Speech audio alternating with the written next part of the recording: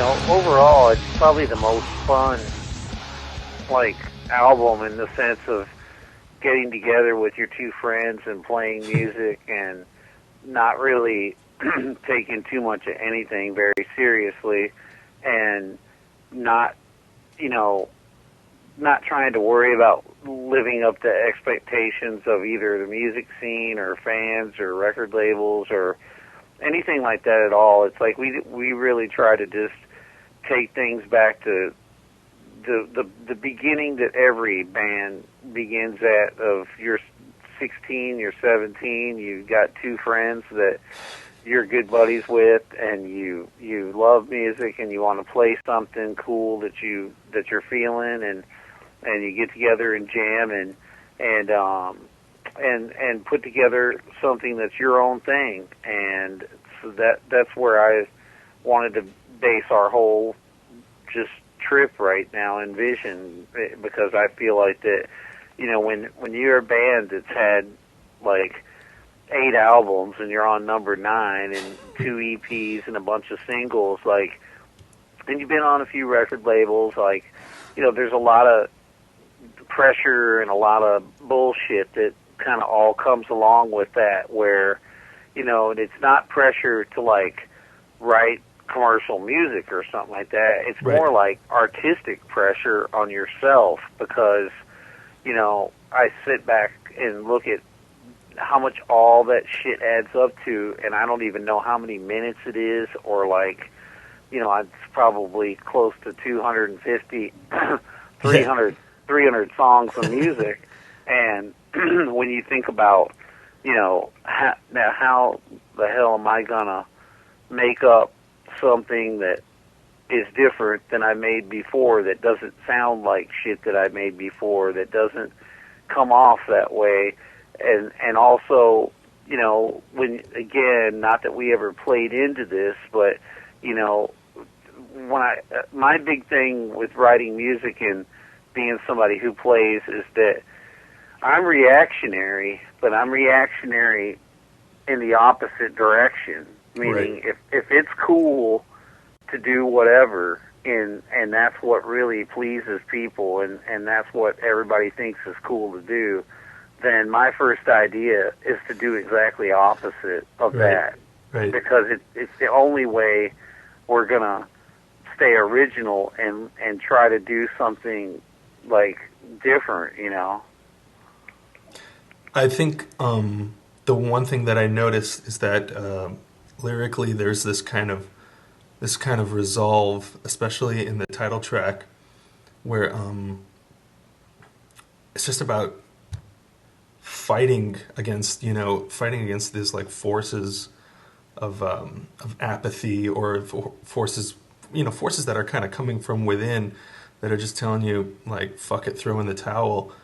And it's a, like, specifically with the title track, I feel like this is what it sounds like. This is like the voice of, if I may be so bold as to say, the voice of Steve Austin as like a dad. This is like fighting for the brood, Well, the whole album is kind of like that in a lot of ways, because it's like,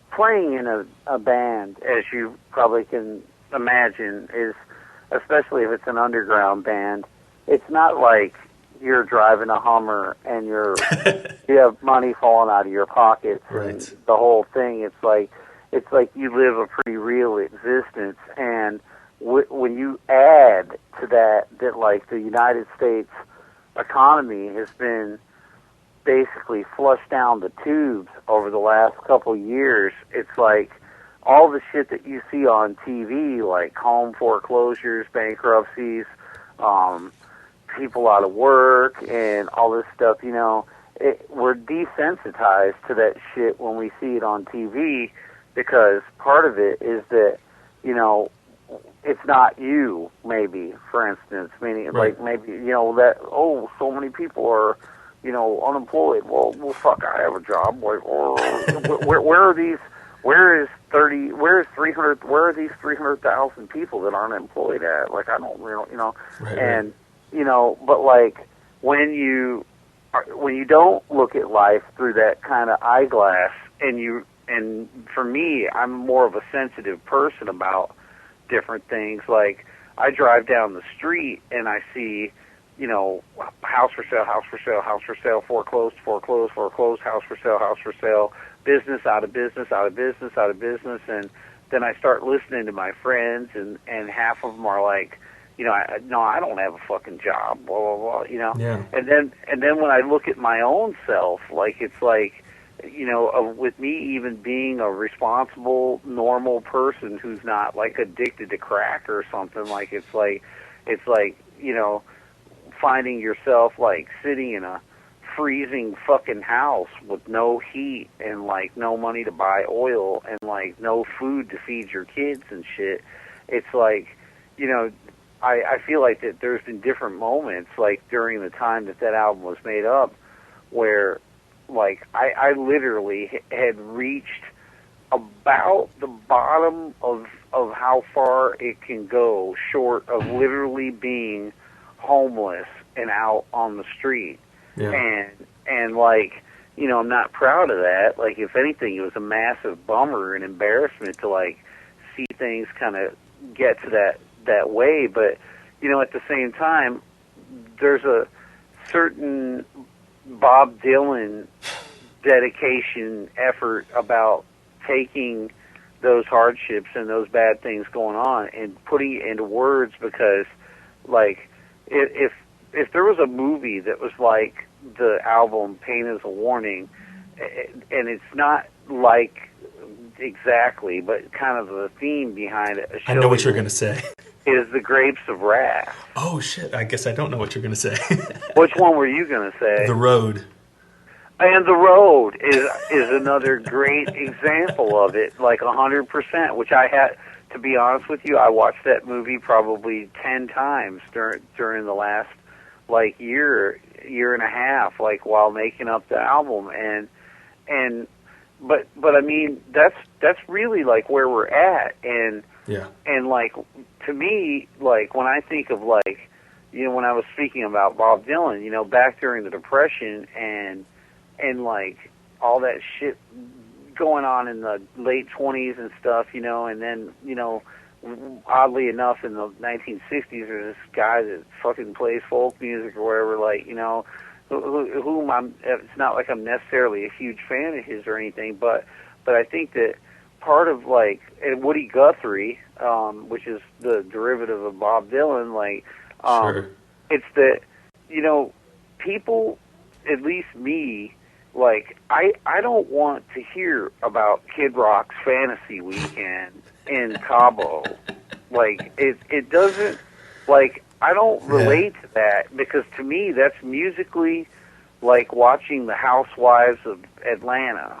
Like, meaning a lot of people attune to that, watching the Housewives of this or Housewives of that, because it's like they don't have all that shit, and they want all that shit, and they wish they had that shit, and so getting to watch that, they kind of get to live through that other person's experience of like, God damn, like, that's crazy that dude's got a gull-wing DeLorean car, like, that's so insane, like, and it's like, for me, like what I want to relate to is somebody else singing about or talking about like the real shit that I'm living in, like, right now. And so when I got ready to write the words for the album, like, I'm sitting here with a blank computer screen in front of me, text file. I've got the songs on, and I'm listening to it, and I'm thinking like, okay, so let's see, it's cold, I can't feed you. It's cold outside, I can't heat you. We need some food. It's like I'm just thinking about like, okay, this is what's going on, and one conscious effort in doing that was to constantly keep a balance against, because in telling the story, just as defeated and bad and terrible as things can be, Today Is the Day, like the band name and the moniker of what it stands for, ever since the beginning of the band, was kind of like going up against the apathetic mindset that like a lot of bands like Nirvana and stuff like that had, where it's just like shit's fucked and I'm so happy shit's fucked and the real reality It's is unempowered.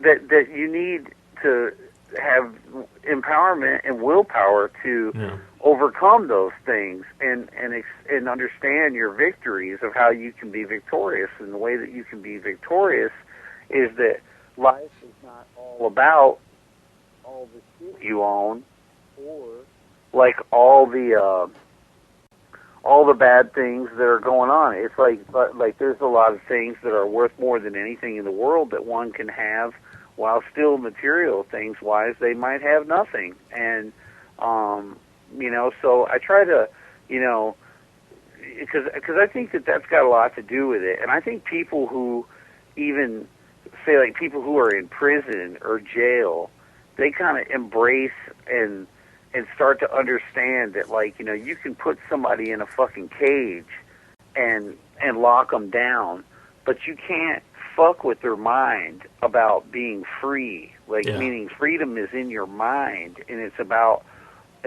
what being free to say what you want to say, do what you want to do, be what you want to be as a person, and everything else is kind of secondary. So I try to just make sure that while telling the story, it also, grab those moments of, like, hey, like, this is a rocking part, like riding high, as high, like let it rock, like, where it's like, to just capture that feeling and that energy of the freedom of rock, and so it's to me it's very weird how it ended up all coming about and doing. If you'd played the album for me 3 years ago or something like that, I would have probably been like now why would we shit up or whatever? Like what are we doing? Like, but like it's like, but I could, after it's now been recorded though, and I listen to it back, like, now I'm like, oh, okay, like, I think I understand, like, what the fuck was going on, because at the time when we did it, that was kind of the whole point, is just don't preconceive and don't overthink, just play, don't rewrite riffs, do not connect 15 riffs together, make a riff, write it down, then write another one down, then find connect points of the way that it should go together. And I think the oddball thing about it is I think about so many bands that stand around in the fucking practice room going like, okay, so this first part is 1 2 1 2 3 4 5, and then we should connect this other riff. It's 13 notes. It's like 1 2 3 4 5 6, 1 2 3 4 5 7,